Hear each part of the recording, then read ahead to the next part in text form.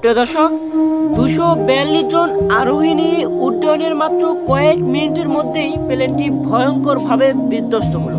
এক মুহূর্তে সবকিছুই যেন শেষ হয়ে গেল। প্রাণের স্পন্দন থেমে গেল, সব স্বপ্নগুলোই স্তব্ধ হয়ে গেল।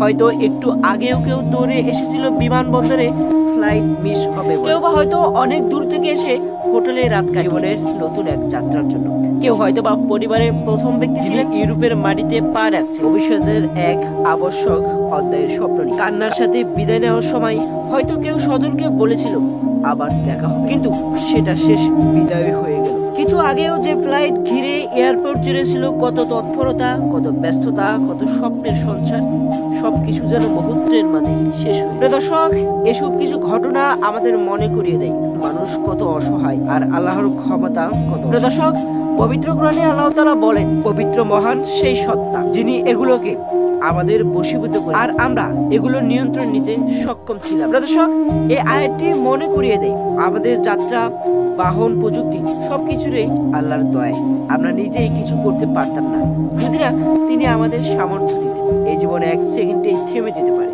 আমরা কোনো সতর্ক বার্তা পাবো না, তবুও আমরা ছোট খ্যাতির জন্য যুদ্ধ করি, কিন্তু ভুলে যাই যে আমরা ক্ষণস্থায়ী। তবুও আমরা সব ভুলে চিরকাল বেঁচে থাকার মিথ্যা ভ্রমে হারিয়ে থাকি।